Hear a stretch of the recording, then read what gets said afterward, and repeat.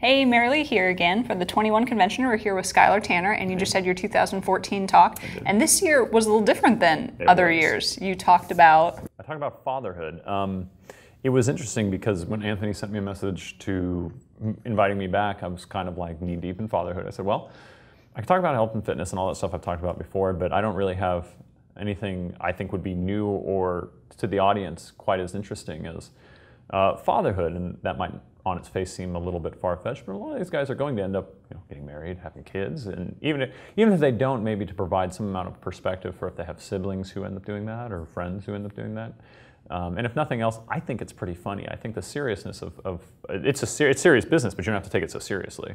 It's a lot of fun, and so he was on board with that to ride with it, and I'm not an expert. I'm an expert on one kid, and even that's a spurious statement at best. I know, but that's thousands of hours into it, so you're pretty an expert, at least in my book. Well, I'm an expert on where my son has come from, and that's the tricky part. Because every day you get up and you're like, this worked yesterday. Why isn't it working now? So maintaining some flexibility is tricky, especially if you've gone to something. You go to the same well, like, hey, this fixes the crying, or this fixes this, and you have to be willing to, almost like a Zen notion of like, you don't really know anything, and so you're going to keep being open to trying new things, and that's about all you learn is like, you don't have one answer, keep exploring.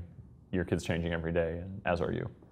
And so when you told Anthony, like, I want to do this thing on fatherhood, he was like, yeah, 21 convention's all about that sort of stuff, or was he like, no, you should do something on exercise? No, absolutely not. Actually, he was very supportive of it. In the way the email kind of went was like, wow, that's a pretty big topic, and let's do it. Like, it was both a surprise and support, because it is something that, as he's, this is the 11th time he's done a 21 convention. So as it's grown and changed, it's the subtitle's now a panorama for life on Earth as a man kind of thing. So it's grown to be more than just this singular focus, to be much more of a broad focus. And fatherhood is going to play into that, at least in the periphery.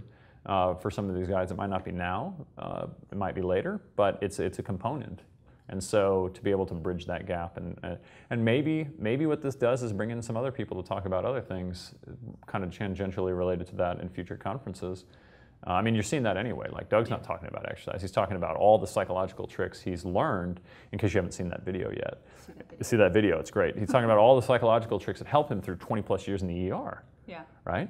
And, we're definitely still covering diet and exercise, because health is, as a foundation, you have to be the best you can on a personal level before you can be the best you can for those that you want to help and work with and work for, to be the best you, period. It's an inside and it's an outside thing. So these things are still incredibly important, but it's now moving away from just kind of this self-facing to turning it out into the world and seeing how else you can be the best you.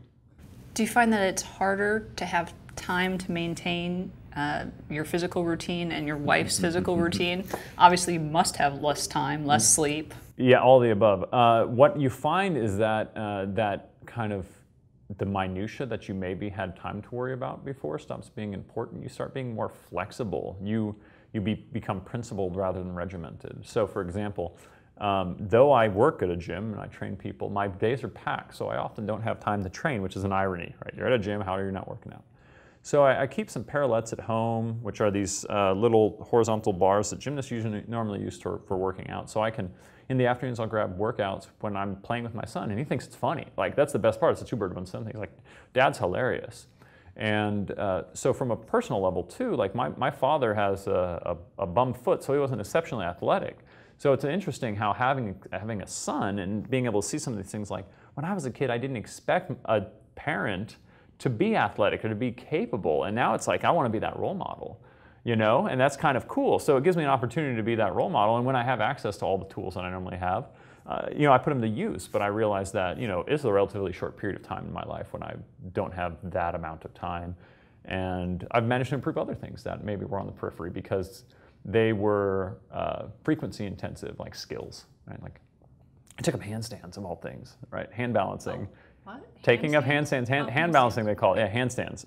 So I can do that. Again, Jack thinks it's hilarious. I just need room on a carpet, so I can work on that at home, and it provides a bit of a workout. It's not as concentrated, but I can get better at that, even if maybe my pure strength or absolute strength that I get from my normal routine is just maintained, right? So you can work one attribute that fits within the confines of your life and leave the others on maintenance and come back and visit them later. So no more Candy Crush on your phone? No more Candy Crush. You know, I haven't done, it's funny because my wife is just awesome on the social media, a lot of Instagram, a lot of that. But even then, there's not a lot of, I mean, the only time I end up posting on Facebook is like when people are pinging me after conferences and they're like, hey, this great talk, whatever, like, yay, but otherwise I don't have time. I mean, I'm working on, in the business, I'm working on components of the business in addition to training in the business. So I'm a partner. So there's the element of working on the business and working in the business. And with that and parenthood and finding time to just be with my wife and go back to being husband and wife rather than mom and dad, there's not a lot of time for other things. But that's okay because you get better at sort of respecting the time that you have for those things. You're able to be very delineated with your time, and other people kind of fall, they understand that and respect that, but you pay your full attention when you're there, which is great actually. So yeah, Candy Crush is a distraction, but if I want to play Candy Crush, it gets my full attention. That's good. And so if people want to see you and see your training methods, where would they go? Sure. So they could go to SkylerTanner.com. That's SkylerTanner.com. That's my personal blog. And then there's also, I've been writing a lot more at the Efficient Exercise blog, which is efficientexercise.com, no hyphen or underscore or anything of that nature. efficientexercise.com/blog. Most of what I write on the Efficient Exercise blog is like 30,000 foot view, like focusing on lifestyle and some of the bigger picture. And then on SkylerTanner.com, it's much more kind of minutia focused. Some of the stuff I learned from my graduate degree, focusing on kind of the sciencey stuff. And if you don't want to know anything about that, the big pictures at Efficient Exercise. But so you can think about SkylerTanner.com as a reference for efficientexercise.com. Okay. Yeah. This has been Mary Lee Johnson. We're here with Skyler Tanner. This has been super informative, and congratulations. Thank you very much. Bye now. Bye.